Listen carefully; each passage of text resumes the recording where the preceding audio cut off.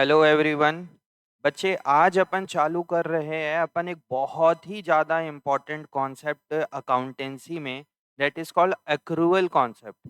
बच्चे ये class 11th में, 12th में, बीकॉम में, एमकॉम में हर जगह इम्प्लीमेंट होना है और one of the most important concept है पूरे अकाउंटेंसी में। मतलब आप लोग क्लास 11th की अभी स्टार्टिंग क्लासेस पे हो तो यहाँ पे तो ये इम्पोर्टेंट है। इवन आप अकाउंटेंसी में पीएचडी भी कर लो तो वहाँ भी ये टॉपिक की इम्पोर्टेंस बहुत ज़्यादा है। मतलब जब तक आप अकाउंटेंसी पढ़ोगे तब तक ये चीज़ें काम आनी है। दैट इज एक्रूअल कॉन्सेप्ट, बहुत ही ज़्यादा इम्पोर्टेंट है सारे बच्चे के लिए। 11th वाले के लिए तो है ही है, बिल्कुल आप लोगों को करना ही है। 12th में भी बहुत काम की चीज़ है, फर्स्ट ईयर सेकेंड ईयर जब तक अकाउंटेंसी पढ़ोगे तब तक। ये हमारे टॉपिक का नाम है accrual accrual concept. Accrual concept बहुत ही ज्यादा इंपॉर्टेंट टॉपिक है बच्चे, ध्यान देना यहाँ पे। एक्रूअल कॉन्सेप्ट क्या बोलता है, तो बेसिकली हम आज की क्लास में क्या क्या पढ़ने वाले हैं मैं आप लोग को बता देता हूँ। एक तो एक्रूअल कॉन्सेप्ट क्या होता है, उसमें कैसे रिकॉर्ड होता है, एंड उससे मेन और ज्यादा इंपॉर्टेंट ये है कि हम ऐसा क्यों करते हैं। अगर हम एक्रूअल कॉन्सेप्ट फॉलो नहीं करेंगे तो प्रॉब्लम क्या आएगी, ये मेन टॉपिक है। एक्रूअल कॉन्सेप्ट तो चलो 3 लाइन का कॉन्सेप्ट है कि भैया जिस साल का एक्सपेंस है उस साल रिकॉर्ड करो, जिस साल की इनकम है उस साल रिकॉर्ड करो, वेदर रिसीव्ड और पेड और नॉट। समझ में आया बच्चा, उसमें हाँ में हाँ भी मिलाता है। बट हम अक्रूवल कॉन्सेप्ट फॉलो क्यों कर रहे हैं, ये एक मेन मुद्दे की बात है। समझ में आ रहा है, तो आज के वीडियो में हम समझेंगे अक्रूवल कॉन्सेप्ट क्या है और अक्रूवल कॉन्सेप्ट फॉलो क्यों किया जाता है। अगर हम अक्रूवल कॉन्सेप्ट फॉलो नहीं करेंगे तो प्रॉब्लम क्या है, और तीसरा इससे रिलेटेड जो 3-4 ट्रांजेक्शन हैं जो कि मेन स्पेशल ट्रांजेक्शन और मेन इंपॉर्टेंट कॉन्सेप्ट ट्रांजेक्शन है, उसको हम कवर करेंगे। तो आज के वीडियो में हमें अक्रूवल कॉन्सेप्ट पढ़ना है, अक्रूवल कॉन्सेप्ट को क्यों फॉलो किया जाता है, और तीसरा एक्रूवल कॉन्सेप्ट के अंदर कुछ ट्रांजेक्शन्स के एग्जाम्पल्स करेंगे। तो ये 3 चीजें आपको बेसिकली आज पढ़ना है। तो एक्रूवल कॉन्सेप्ट क्या होता है इसको लिख लीजिए पहले। एक्रूवल कॉन्सेप्ट क्या होता है, अंडर एक्रूवल कॉन्सेप्ट, यहाँ पे लिखेंगे under accrual concept, under accrual concept, under accrual concept the transactions are, the transactions are recorded, the transaction are recorded in the books of account, the transaction are recorded in the books of account, the transaction are recorded in the books of account when they are incurred, when they are incurred, when they are incurred। मतलब transaction कब record होगा हमारे books of account में, when they are incurred and not when cash, and not when cash received or paid, and not when cash received और paid. हमें transaction को कब record करना है, जब वो इंकर्ड कर रहा है। हमें कोई मतलब नहीं है कि हमें कैश मिला या कैश नहीं मिला। ये इंपॉर्टेंट टाइप पॉइंट है, व्हेन दे आर इंकर्ड, जब वो ट्रांजेक्शन इंकर्ड होगा उस समय इसको आपको रिकॉर्ड करना है। And not when cash received और पेड, हमें कोई मतलब नहीं है कि पैसा मिला या नहीं मिला। अगर हमने इंकर्ड कर लिया है मतलब मैंने किसी को पेमेंट करना था सैलरी का, उसने काम कर लिया, हमने सर्विस ले लिया है, एक्सपेंस हो गया, भले हम पे नहीं किए, हम 1 महीने बाद पे कर देंगे, नेक्स्ट ईयर पे कर देंगे, एक्सपेंस इंकर्ड हो गया है तो आपको रिकॉर्ड करना है। हम जैसे सपोज हमने किसी को सेल किया, कैश मिलेगा तो रिकॉर्ड होना ही है। अगर हमने सेल किया और हमें कैश नहीं मिला, that is called credit sale किया, तो भी हम रिकॉर्ड करते हैं ना क्रेडिट सेल, कि हमारा इस साल का सेल इतना है। तो वो क्या बोल, वो कहाँ से आया, वो अक्रूवल कॉन्सेप्ट से ही आया। इसमें और लिखिए, यहाँ पे इसमें और लिखिए थोड़ा सा दूसरे फॉर्म पे। सो expenses expenses are recorded, expenses are recorded when they are incurred, when they are incurred, जब वो incurred हो गया मतलब हमने सर्विस ले लिया पैसा नहीं दिया, ठीक है। और रेवेन्यू के लिए revenue are recorded, revenue are recorded when they are earned, when they are earned, when they are earned। तो ये जब वो incurred होगा तब आपको रिकॉर्ड करना है, और ये जब आपने उसको अर्न कर लिया है, EARNED, जब आपने उसको क्या कर लिया है, अर्न कर लिया है, उस समय वो रिकॉर्ड होगा ही होगा। समझ में आया? अब ऐसा क्यों होगा? तो ये एक मेन मुद्दे की बात है कि हम इस चीज को ऐसे क्यों करें। सर अगर हम ऐसा नहीं करते हैं तो प्रॉब्लम क्या है, और करेंगे तो ये सही क्यों है, ये मेन मुद्दे की बात है। भैया अक्रूवल कॉन्सेप्ट तो बोलता है जिस साल का एक्सपेंस है रिकॉर्ड करो, जिस साल की इनकम है रिकॉर्ड करो, वेदर रिसीव्ड और नॉट। हमें कोई मतलब नहीं है कि हमें पैसा कैश में मिला या नहीं मिला, हमें तो रिकॉर्ड करना है जब वो इंकर्ड हो रहा है। देखिए मैं एक ही चीज को बार बार बोल रहा हूं। अब ऐसा क्यों, अगर हम ऐसा नहीं करते तो क्या प्रॉब्लम होगी उस चीज को समझिए। देखना ये हम एक अकाउंटिंग ईयर लेते हैं बच्चे, ये हम एक अकाउंटिंग ईयर लेंगे, सिर्फ एक ही एग्जाम्पल से समझ लेंगे। हम कोई आउटस्टैंडिंग प्रीपेड या अक्रूड कोई भी एक लेंगे। हमारा ये अकाउंटिंग ईयर है 1 अप्रैल 2021 से लेके 31 मार्च 22 तक, ठीक है। ये हमारा अकाउंटिंग ईयर है। हमारे दुकान में, हमारे शॉप में एक स्टाफ काम करता है सिर्फ, उसको हम 10,000 रुपए की सैलरी देते हैं, तो पूरे साल की सैलरी कितनी हो गई बच्चे, 1,20,000 रुपीज की उसकी सैलरी हो गई। हमारे दुकान में एक स्टाफ काम करता है, उस स्टाफ को मुझे सैलरी देनी है, समझना अच्छे से। 10,000 पर मंथ की है, तो पूरे साल की कितनी हो जाएगी, 1,20,000। अब इस स्टाफ को मैं पर मंथ यहाँ पे सैलरी देते जा रहा हूँ, देते जा रहा हूँ। हर महीने की मैंने सैलरी दी है, बट फेब और मार्च की मैं सैलरी नहीं दे पाया। हमारे पास पैसा नहीं होगा इसलिए हमने नहीं दिया, बट मुझे देना है।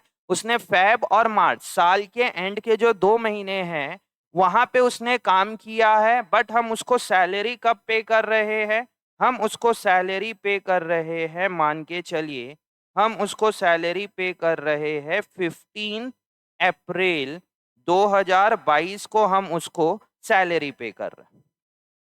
मतलब हमने उसको सैलरी, ये काम तो हर महीने किया, बट हमने यहाँ पे पेड कितना किया उसको, हमने सैलरी पेड कितना किया, 10,000 इंटू 10 = 1,00,000 रुपीज।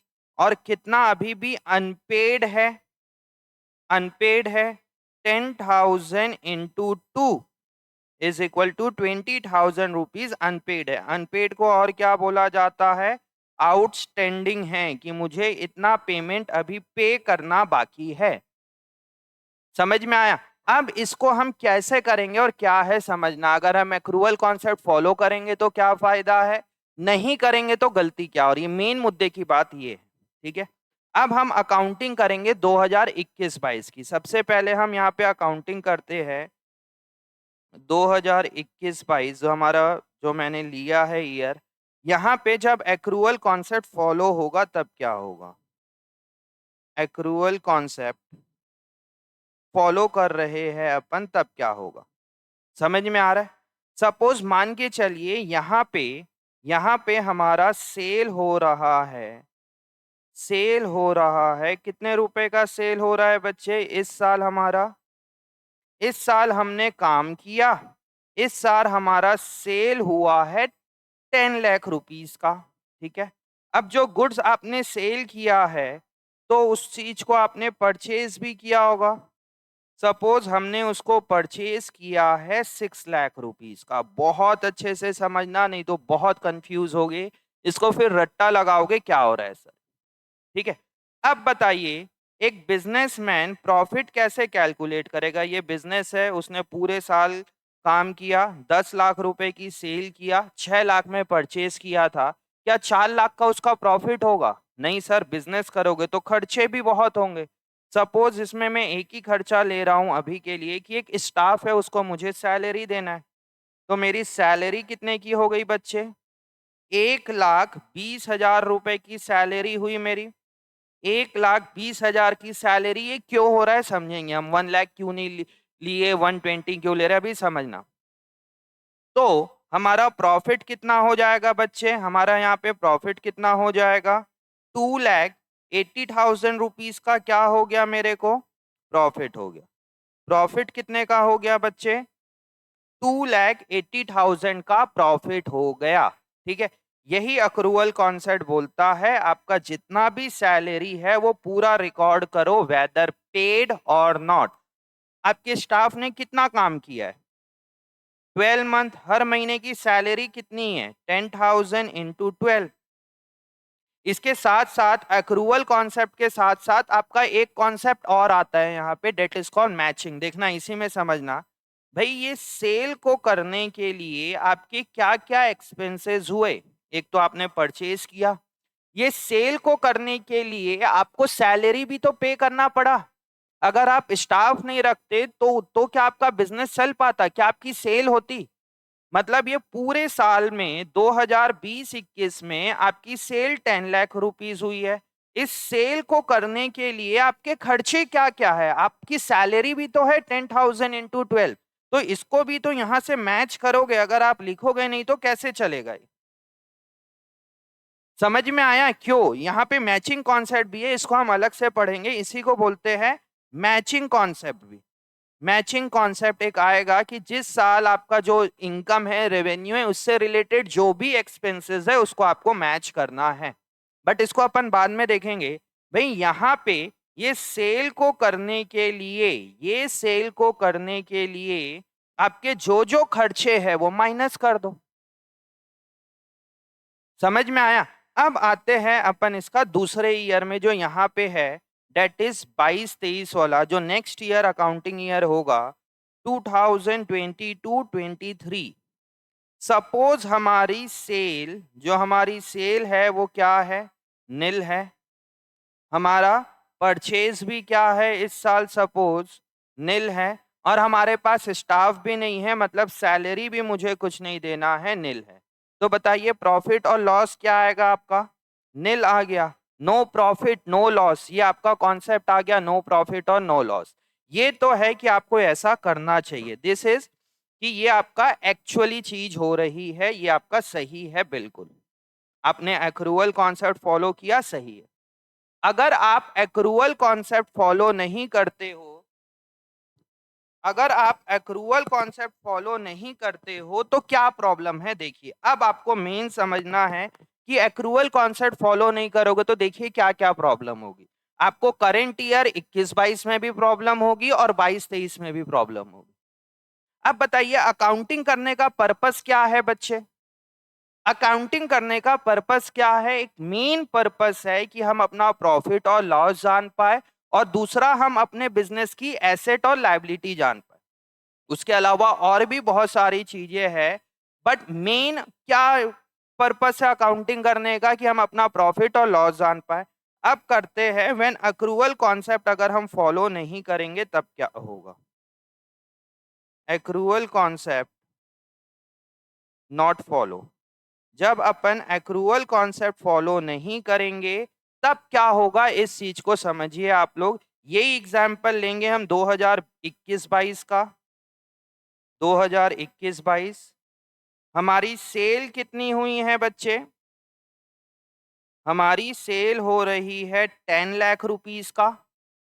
हमने ये गुड्स को कितने का परचेज किया था? हमने ये गुड्स को परचेज किया था 6 लाख रुपीज में। ठीक है, और हमारा जो सैलरी है, सैलरी हमने कितना पे किया? 1 लाख रुपीज। भाई 20,000 मैंने पे नहीं किया, अक्रूवल कॉन्सेप्ट बोलता है कोई मतलब नहीं आप पे करे हो या नहीं करे, आपको रिकॉर्ड करना पड़ेगा। तो मैंने रिकॉर्ड कर दिया।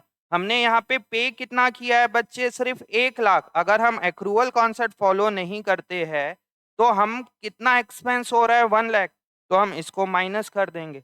तो इस वजह से मेरा प्रॉफिट कितना आया बच्चे, मेरा प्रॉफिट आया 3 लाख रुपए। प्रॉफिट कितना आया बच्चे हमारा, 3 लाख रुपीस का प्रॉफिट आ रहा है। तो यहाँ पे आपका अक्रूवल कॉन्सेप्ट फॉलो नहीं करे तो ये गलती हो रही है। बताइए बिजनेस ने 3 लाख रुपए प्रॉफिट कमाए कि 2,80,000 का प्रॉफिट कमाया। भाई यहाँ पे मेरा सैलरी का जो खर्चा है वो 1 लाख का है कि 120 का है, समझिए। भाई हमने स्टाफ से तो 10,000 ये सेल को करने के लिए मेरा परचेज खर्चा था, मैंने माइनस कर दिया। इस सेल को करने के लिए मुझे सैलरी भी तो देना था। ये जो सेल हुआ है पूरे साल 10 लाख रुपए का, ये सेल को करने के लिए मेरी सैलरी का खर्चा कितना होता, 10,000 इंटू 12। बट आपने कितना लिखा है, 10,000 into 10, that is 1 lakh rupees. तो यहाँ पे अगर आप एक्रूवल कॉन्सेप्ट फॉलो नहीं करेंगे तो देखिए ये पहला प्रॉफिट गलत आया। चलो अभी भी नहीं समझ में आया तो इसी को आगे और फॉरवर्ड करते हैं, वहां देखना पक्की बात है समझ में आ जाएगा। 2022-23 में हमारे एग्जाम्पल में हमारी सेल कितनी थी बच्चे, नील। परचेज कितना था, नील। अब यहाँ पे सैलरी जो 20,000 की आउटस्टैंडिंग थी वो आपको अगले साल पे करना पड़ेगा। आपने यहाँ पे सैलरी पे कर दिया 20,000 रुपीज। इस वजह से क्या हुआ, नेक्स्ट ईयर का आपका लॉस आ गया, नेक्स्ट ईयर का आपका लॉस आ गया 20,000 रुपीज। क्या आ गया आपका, लॉस आ गया 20,000 रुपीज। क्या नेक्स्ट ईयर डेट इज 22-23 में कोई लॉस है आपका, नहीं सर, यहाँ तो कोई लॉस ही नहीं है, मैंने सेल नहीं किया, मैंने परचेज नहीं किया, तो लॉस कहाँ से होगा। तो 22-23 में हमारा कोई लॉस नहीं है। बट आपने लॉस निकाल लिया क्योंकि आपने अक्रूवल कॉन्सेप्ट फॉलो नहीं किया, तो ये प्रॉफिट भी गलत है। और ये 21-22 का भी प्रॉफिट आपका गलत आ गया। 21-22 का प्रॉफिट कितना होना चाहिए, 2,80,000 रुपीज। तो ये आप अगर एक्रूवल कॉन्सेप्ट फॉलो नहीं करोगे तो आपका प्रॉफिट और लॉस गलत कैलकुलेट होगा, प्लस आपकी एसेट्स और लायबिलिटी भी गलत कैलकुलेट होगी। क्योंकि मैंने यहाँ पे 20,000 का पेमेंट नहीं करूंगा तो मेरे लिए लायबिलिटी बन जाएगी कि मेरे को 20,000 देना है अपने स्टाफ को। तो वो एक आपका गलत कैलकुलेट होगा। वो पहले के टाइम पे होता था, that is called cash basis of accounting. आज के टाइम पे cash basis of accounting almost खत्म हो चुका है। ठीक है, तो ये एक कॉन्सेप्ट है accrual concept. Same with income भी होगा, जिस साल की इनकम है उसी साल आप रिकॉर्ड करो। भाई इसमें 10 लाख में से मेरा 3 लाख रुपए का क्रेडिट सेल है, सेल तो हुआ ना, पैसा भले बाद में मिल जाएगा। अगर आप क्रेडिट सेल को रिकॉर्ड नहीं करोगे तो क्या प्रॉफिट सही आएगा, बताइए। बुक्स ऑफ अकाउंट में क्रेडिट सेल रिकॉर्ड होता है कि नहीं, भले उसका पैसा 1 साल बाद आए, बिल्कुल होता है सर। तो वही यहाँ पे इनकम के केस में भी होगा। मैंने अभी एग्जाम्पल आपको दिया है एक्सपेंस के केस में। अगर आपका एक्सपेंस हुआ है इस साल तो आप रिकॉर्ड करो, वेदर पेड और नॉट। Same with prepaid. आपने क्या किया, 2021-22 का 20,000 रुपए जो है आपने 21-22 में पे कर दिया है, 2022-23 का मतलब आपने एडवांस में किसी को पे कर दिया है। बताइए वो खर्चा कब का है, मेरा इस साल का है कि नेक्स्ट ईयर का है। सपोज हम अपने एक स्टाफ को बुलाते हैं, स्टाफ बोलता है साहब मेरे घर में ना कुछ बहुत ज्यादा अर्जेंसी आ गई है, मुझे 20,000 कैश दे दो। मैंने ये काउंट किया और ये मैंने उसको 20,000 रुपए दे दिया, जबकि मैंने सर्विस नहीं लिया है। बताइए वो खर्चा कब का है, वो इस साल का खर्चा है कि नेक्स्ट ईयर का है, नेक्स्ट ईयर का है। मतलब वो एक्सपेंस कब रिकॉर्ड होगा, नेक्स्ट ईयर। आज आपके पॉकेट से कैश गया, ये कैश गया, ये रिकॉर्ड होगा कैश, कैश आउटफ्लो। आप बोलोगे कैश गया तो रिकॉर्ड करना पड़ेगा, बट एक्सपेंस कब का है बच्चे, एक्सपेंस तो वो नेक्स्ट ईयर का हुआ ना। अब इसका अपन एग्जाम्पल से समझेंगे सारी चीजें। अभी आपको बेसिकली थोड़ा थोड़ा समझ में आया कि अगर आप एक्रूअल कॉन्सेप्ट को फॉलो नहीं करते हो तो प्रॉब्लम क्या होगा। एक्रूअल कॉन्सेप्ट सिर्फ आपको बस इतना बोलता है, जिस साल का एक्सपेंस है उस साल रिकॉर्ड करो, जिस साल की इनकम है उस साल आप रिकॉर्ड करो, वेदर रिसीव्ड और नॉट, और एक्सपेंस के केस में वेदर पेड और नॉट। अगर आप ऐसा नहीं करते हो तो आपका प्रॉफिट और लॉस और आपका बैलेंस शीट का आइटम गलत कैलकुलेट होगा। ठीक है, वो चीज मैंने यहाँ पे लिखवा दिया है आपको। ठीक है, अब इसके ऊपर जो ट्रांजेक्शन होते हैं वो ट्रांजेक्शन को हम लिख लेते हैं, फिर हमें ये अकाउंटिंग इक्वेशन में जनरल एंट्री में बहुत हेल्प करने वाला है। तो इस ट्रांजेक्शन को मैं नाम दे देता हूं special transaction. Special transaction, special transactions, ये बहुत स्पेशल ट्रांजेक्शन है। ध्यान देंगे इसमें क्या क्या चीजें हैं और क्यों किया जा रहा है। ठीक है, बहुत अच्छे से ध्यान देना, बहुत काम की चीज है अकाउंटिंग इक्वेशन जनरल एंट्री सब में। सबसे पहले मैं लिखता हूं इसमें outstanding expenses. Outstanding expenses, outstanding expenses, इसी को और क्या बोला जाता है, expenses due, expenses due, expenses due, और क्या बोला जाता है, expenses unpaid, expenses unpaid. Unpaid मतलब हमने दिया नहीं। मेन इसका नाम क्या है बच्चे, इसका नाम है आउटस्टैंडिंग एक्सपेंस। नाम क्या है बच्चे, आउटस्टैंडिंग एक्सपेंस। ठीक है, इसमें एग्जाम्पल लिखिए, सैलरी, पहले लिख लो इसका मतलब क्या हो रहा है। पहले इसमें लिख लीजिए expense incurred but not paid. इसका मतलब क्या हो रहा है, expense incurred but not paid. Expense हो तो गया है बट हमने पे नहीं किया है। मतलब हमने हमारे स्टाफ से सर्विस तो ले लिया है, वो 1 महीना पूरे साल भर काम कर लिया है, बट मैंने 1-2 महीने का पेमेंट नहीं किया है। एक्सपेंस इंकर्ड तो हो गया है बट नॉट पेड, हमने पेमेंट नहीं किया है। समझ आया। इसका एग्जाम्पल लिखते हैं, एक तो यही की सैलरी के लिए, salary of rupees, salary of rupees 20,000 outstanding, salary of rupees 20,000 outstanding. इसका क्या मतलब हो रहा है कि मैंने 20,000 रुपए नहीं दिया अभी तक। ठीक है, अब इसको अपन एसेट्स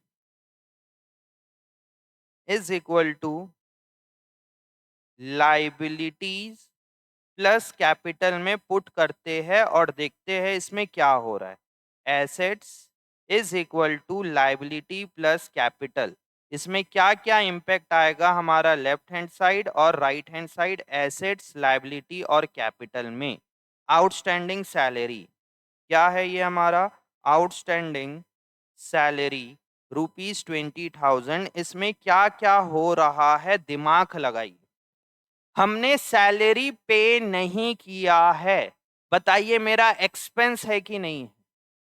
बच्चे बोल क्या रहे हैं, सर हमारे लिए लायबिलिटी है। ठीक है, लायबिलिटी है तो लायबिलिटी साइड लिख दीजिए यहाँ पे एक तो कॉलम बना के, आउटस्टैंडिंग सैलरी। कितने रुपए की आउटस्टैंडिंग सैलरी है बच्चे, 20,000। अगर आपने पे नहीं किया है तो आपके लिए क्या है, वो एक लायबिलिटी, एक कर्जा हो गया, एक टेंशन हो गया कि आपको अपने स्टाफ को 20,000 रुपए पे करना पड़ेगा। बताइए वो इस साल का खर्चा है कि नहीं है। अगर आपको सैलरी, आपने काम करवा लिया उससे, अब आपके लिए वो खर्चा है कि नहीं है। बिल्कुल एक्सपेंस है सर। अक्रूवल कॉन्सेप्ट तो यही बोलता है, जिस साल का एक्सपेंस है उस साल रिकॉर्ड करो, वेदर पेड और नॉट। खर्चा तो हो गया बट हमने पे नहीं किया, हम बाद में पे करेंगे। जब पे कर देंगे तब अपन क्या बोलते हैं, उसको कैश से माइनस कर देंगे। खर्चा तो है ना मेरा, फिर मैं इसीलिए उसको क्या करूंगा बच्चे, कैपिटल में से माइनस कर दूंगा। क्यों माइनस कर रहा हूं बच्चे, क्योंकि मेरे लिए क्या है, वो इस साल का एक्सपेंस है। अगर मैं उसको एक्सपेंस नहीं मानूंगा तो मेरा प्रॉफिट गलत कैलकुलेट होगा, जो अभी अभी हमने ऊपर देखा। तो आउटस्टैंडिंग एक्सपेंस आपके लिए क्या है बच्चे? आउटस्टैंडिंग एक्सपेंस आपके लिए लाइबिलिटी है, और साथ के साथ और क्या है? वो आपका करेंट ईयर का एक्सपेंस है।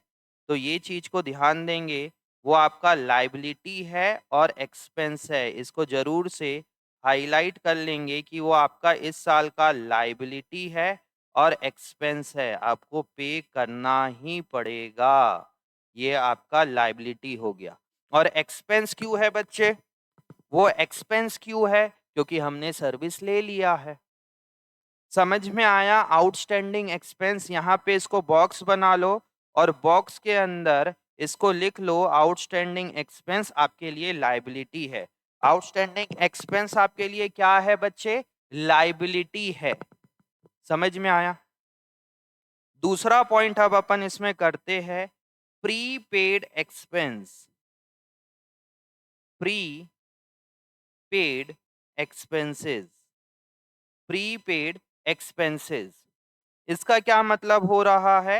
Expense paid in advance. क्या मतलब होता है? Expenses paid in advance.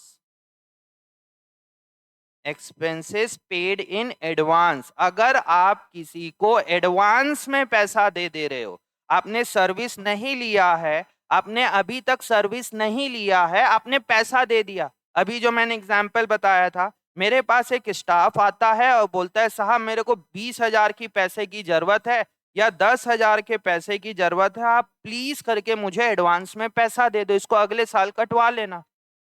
ठीक है, यहाँ पे एग्जाम्पल लिखते हैं, सैलरी पेड इन एडवांस।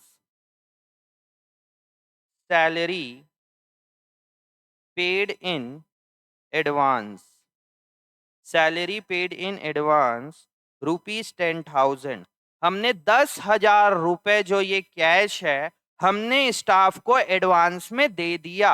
अगर मैं अपने स्टाफ को एडवांस में पैसा दूंगा तो बताइए मेरा खर्चा इस साल का है कि नेक्स्ट ईयर का है? जिस साल का मैंने सैलरी दिया है, क्या वो इस साल का एक्सपेंस है क्या? भाई एक्सपेंस तो जब होगा जब मैं उसका ने सर्विस ले लिया। समझ में आया? जैसे हमने इलेक्ट्रिसिटी वाले को कुछ एडवांस में दे दिया पैसे, जब मैं इलेक्ट्रिसिटी वाले को एडवांस में दे दूंगा, मेरा खर्चा थोड़ी ना हुआ यार, मेरा एक्सपेंस कब होगा? वो मेरा एक्सपेंस तब होगा जब मैं इलेक्ट्रिसिटी कंज्यूम करूंगा। समझ में आ रहा है? तो इसमें asset is equal to liability plus capital में क्या करोगे? Assets is equal to liability plus capital. इसमें क्या क्या चीजें हो रही है बच्चे? Asset is equal to liability plus capital में दिमाग लगाइए और बताइए इसमें क्या होगा? एसेट साइड, लाइबिलिटी साइड और कैपिटल साइड। आपको जनरल एंट्री में भी बहुत हेल्प करेगा, वहां भी यही होता है। आप बताइए एसेट, लाइबिलिटी, कैपिटल में क्या क्या हो रहा है? Salary paid in advance. Salary paid in advance ₹10,000। आपने एडवांस में पैसा दे दिया। सपोज आप मुझे 12th का फीस एडवांस में दे दो।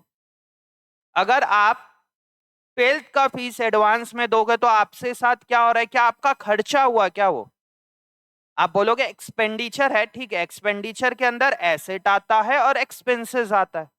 क्या वो एक्सपेंस हुआ? वो आपके लिए एक्सपेंस कब होगा? जब आप 12th की क्लास पढ़ोगे मेरे से। तो यहाँ पे क्या हो रहा है बच्चे? इसमें क्या क्या हो रहा है? इसमें बोलोगे सर मेरा कैश कम हो रहा है। कितने रुपए से कम हो रहा है बच्चे? कैश, कैश मेरा 10,000 से कम हो रहा है। 10,000 से कैश गया, बट क्या मेरा एक्सपेंस हुआ क्या? एक्सपेंस कब का है? वो नेक्स्ट ईयर का है, जो आपने एडवांस दिया अपने स्टाफ को। अगर आप किसी को एडवांस में पैसा देते हो तो वो आपके लिए क्या हो गया बच्चे? एसेट्स हो गया। एसेट, तो यहाँ पे लिखोगे प्रीपेड एक्सपेंस, वो आपका एसेट हो गया। कितने रुपए से? 10,000 रुपीज से ये आपका एसेट हो गया। अगर आप देखो सीखना है ना, आप एक काम करिए, 2-4 हज़ार रुपए खर्चा करिए और अपने स्टाफ को 2 हज़ार रुपए एडवांस में दे दो। जब आप पैसा एडवांस में दोगे तो वो आपके लिए क्या है, एसेट है। आप बोलोगे मेरा पैसा है, मैंने आपको एडवांस में दिया है। अगर आप कल को काम नहीं करोगे तो आपको वो पैसा वापस करना पड़ेगा या 2 हज़ार का काम करना पड़ेगा। आप किसी को एडवांस में दे के देखो, आप अपने आप अक्रूवल कॉन्सेप्ट समझ जाओगे। समझ में आ रहा है? जिस साल का आपका एक्सपेंस है उसी साल रिकॉर्ड करो। ये इस साल का एक्सपेंस है ही नहीं, इसीलिए मैंने उसको कैपिटल से माइनस नहीं किया। ये एक्सपेंस कब का है बच्चे, नेक्स्ट ईयर का, तो उसको एज अ एक्सपेंस आप कब रिकॉर्ड करोगे, नेक्स्ट ईयर रिकॉर्ड करोगे। समझ में आया? प्रीपेड। अब प्रीपेड के बाद हम पढ़ेंगे एक्रूड। इसको लिख लो, ये क्या क्या, एक चीज और, प्रीपेड एक्सपेंस आप लोगों के लिए क्या है बच्चे, प्रीपेड एक्सपेंस आप लोगों के लिए क्या है, ये हमारे लिए है एसेट्स। क्या है, एसेट है। और दूसरा क्या होगा बच्चे, आपका कैश बैलेंस कम होगा। ठीक है, ये क्या है बच्चे आप लोगों के लिए, एसेट है। और क्या हो रहा है, इससे आपका कैश कम होगा। समझ में आया? बहुत इंपॉर्टेंट है, इसको भी बॉक्स में रखिए। प्रीपेड एक्सपेंस क्या हो रहा है, प्रीपेड एक्सपेंस, कैश आपसे गया और अगर आप एडवांस में दोगे तो आपके लिए क्या है बच्चे, वो एसेट्स है। इसको अच्छे से लिखिए, नोट्स बनाइए क्या हो रहा है। समझ में आया? अब आते हैं अपन अपने तीसरे पॉइंट पे, तीसरे पॉइंट पे, और ये है हमारे लिए accrued, accrued income, accrued income. Accrued income का मतलब क्या हो रहा है, income earn but not received. इसका मतलब क्या हो रहा है बच्चे, income earn but not received, income earn but not received. इसका मतलब क्या हुआ, हमने इनकम तो अर्न कर लिया है बट मुझे पैसा नहीं मिला। समझ में आ रहा है? फॉर एग्जाम्पल, मैंने आपको ये रिमोट सेल कर दिया, मैंने ये रिमोट आपको 5 हज़ार का सेल कर दिया बट मुझे पैसा नहीं मिला। बताइए मेरी इनकम अर्न हुई है कि नहीं, क्या मेरा लीगल राइट है कि नहीं इस रिमोट के अगेंस्ट पैसा लेना आपसे? बिल्कुल है।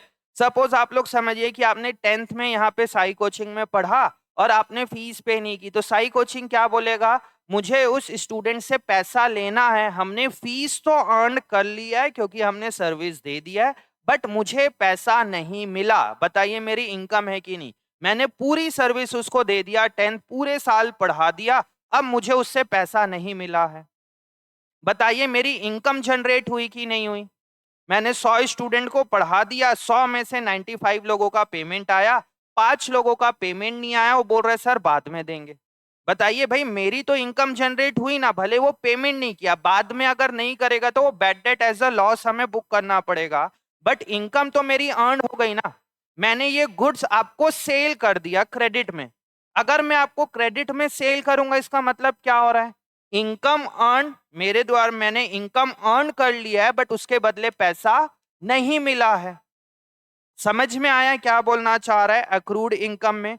तो यहाँ पे एग्जाम्पल के में लिख लीजिए आप लोग, यहाँ पे एग्जाम्पल में लिख लीजिए, fees earn but not received, but not received ₹10,000। या दूसरा आप एग्जाम्पल लिख सकते हो, interest earn but not received. हमने इनकम इंटरेस्ट अर्न तो कर लिया है बट मुझे पैसा नहीं मिला है। या आप तीसरा भी लिख सकते हो, क्रेडिट सेल, क्रेडिट सेल ₹10,000, मैंने गुड्स तो बेच दिया बट मुझे पैसा नहीं मिला है, तो क्या होगा? तो इसको अपन पुट करेंगे अपना assets is equal to liability plus capital में। Assets is equal to liability plus capital. बताइए इसमें क्या क्या हो रहा है, assets is equal to liability plus capital के अंदर अक्रूड इनकम, एक्रूड इनकम मतलब कि हमारी इनकम एक्रू तो हो चुकी है बट मुझे पैसा नहीं मिला। Income accrue but not received, यहाँ पे हम लिखते हैं fees earn but not received, fees earn but not received. अब आप बोलोगे सर अगर वो स्टूडेंट पैसा ही नहीं दिया तो? भाई पहले मैं इनकम जनरेट करूंगा कि भाई मैं जो आज नहीं दिया 2 महीने बाद दे देगा, 4 महीने बाद दे देगा, 6 महीने बाद दे देगा। अगर वो सपोज नहीं दिया तब मैं उसको क्या मान लूंगा, मेरा बैड डेट हो गया, नुकसान हो गया, लॉस हो गया, बट इनकम तो है। बाद में अगर नहीं देगा तो मैं उसको एज अ लॉस मान लूंगा। ठीक है। अब इसमें क्या हो रहा है, फी अर्न बट नॉट रिसीव्ड, फी हमने अर्न कर लिया है बट पैसा नहीं मिला है। बताइए मेरे लिए क्या क्या हो रहा है। मेरे लिए क्या है बच्चे, ये एक एसेट हुई। मेरे लिए क्या हुई, ये एक एसेट हुई। मैं बोलूंगा भैया मुझे उससे पैसा लेना है, मैं क्या बोलूंगा, एक्रूड इनकम या एक्रूड फीस, कि मुझे मेरे स्टूडेंट से 10,000 रुपए लेना है। या इंटरेस्ट का है तो इंटरेस्ट अक्रूड, कि मेरा राइट है, मेरा लीगल राइट है कि मैं उस स्टूडेंट के घर पे कॉल करूं, उनके यहाँ मैसेज ड्रॉप करूं, उनके पेरेंट्स को कॉल करूं और बोलूं कि भैया पेमेंट दीजिए। अगर मैंने आपको, अगर शॉपकीपर के पॉइंट ऑफ व्यू से सोचते हो, मैंने आपको ये रिमोट सेल किया है क्रेडिट में, तो मैं क्या नाम से रिकॉर्ड करता हूं यहाँ पे, इसी को एक्रूड इनकम को डेटर्स के नाम से रिकॉर्ड करूंगा कि मुझे मेरे डेटर से 10,000 रुपए लेना है। और दूसरा इंपैक्ट क्या होगा बच्चे यहाँ पे एक्रूड फीस अर्न का, मेरे लिए क्या है बच्चे, वो इनकम है। और इनकम को क्या करते हैं अपन, कैपिटल में प्लस करेंगे, कैपिटल में ये प्लस होगा। अगर गुड्स बेचता हूं तो मेरा स्टॉक कम होता है, जो भी प्रॉफिट होता है वो कैपिटल में चल देता है। समझ में आया एक्रूड इनकम। एक्रूड इनकम हमारे लिए क्या है बच्चे, एक्रूड इनकम हमारे लिए एसेट्स है। एक्रूड इनकम हमारे लिए क्या है, एसेट है। और क्या है, दूसरी हमारे लिए इनकम है। इनकम होगा तो क्या करेंगे हम, कैपिटल में उसको बढ़ा देंगे, डेट इज हम उसको क्या कर देंगे बच्चे, प्लस कर देंगे।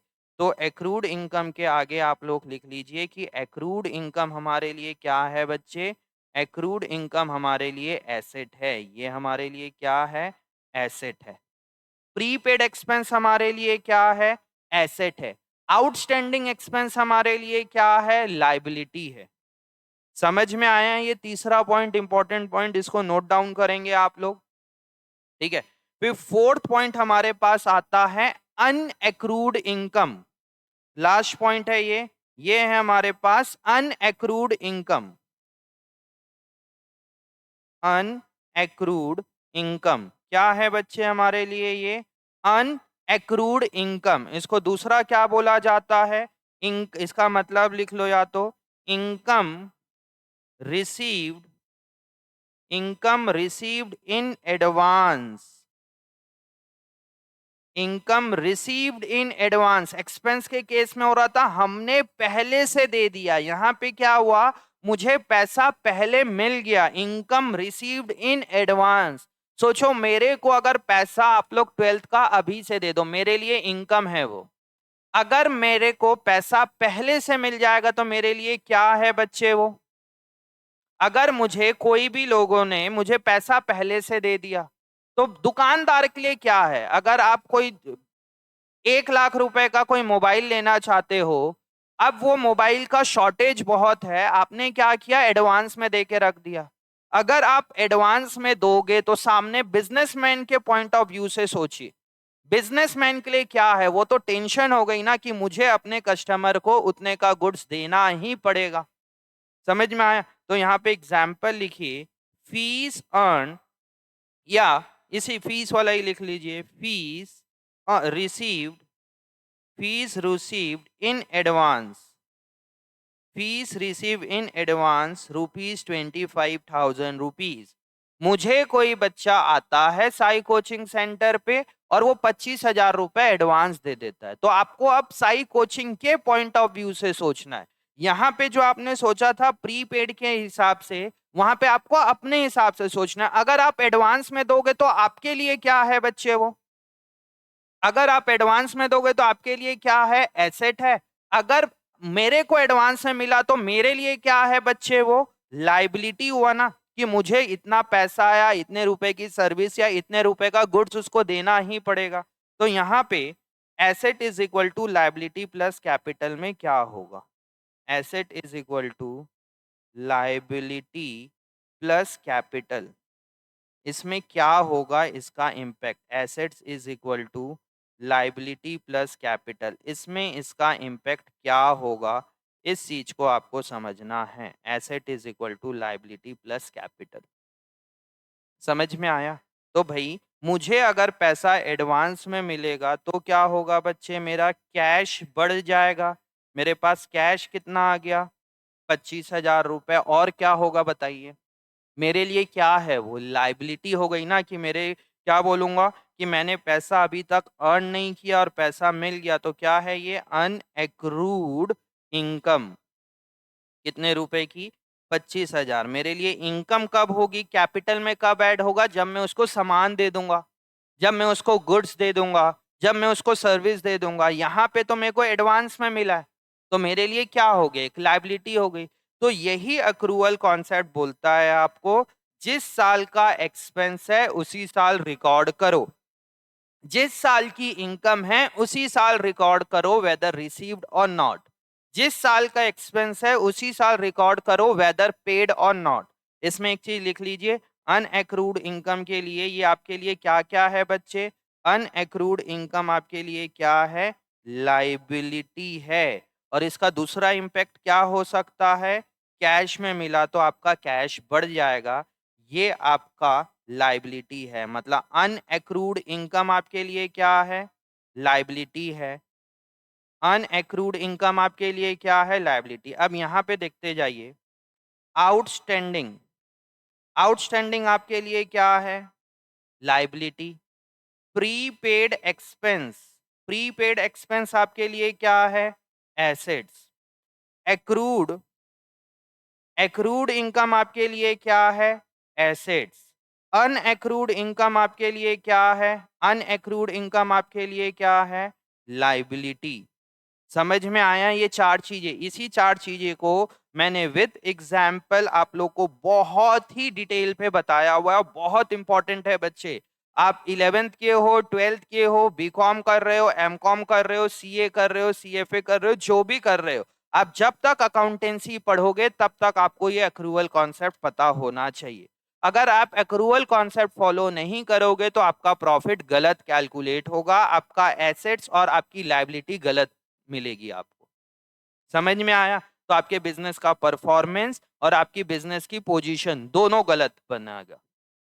ठीक है, तो ये था हमारा एक्रूवल कॉन्सेप्ट। बच्चे इसको बार बार लिख लेना। ठीक है, इसको समझना, नहीं समझ में आए तो वीडियो को दोबारा देखना, तो ही आपको समझ में आएगा। बट एक्रूवल कॉन्सेप्ट दिमाग में बैठा लो, जिस साल का एक्सपेंस है उस साल लिखना है। अगर आप ऐसा नहीं करोगे, आप बोलोगे सर अगर नहीं करूं तो प्रॉब्लम क्या है? नहीं करोगे तो आपका प्रॉफिट लॉस और बैलेंस शीट की एसेट लायबिलिटी गलत कैलकुलेट होगी। समझ में आया? तो इतना था हमारा एक्रूवल कॉन्सेप्ट। आज इतना ही रखते हैं, अगली क्लास में करेंगे आगे के क्वेश्चंस। ठीक है, चलिए बाय बाय।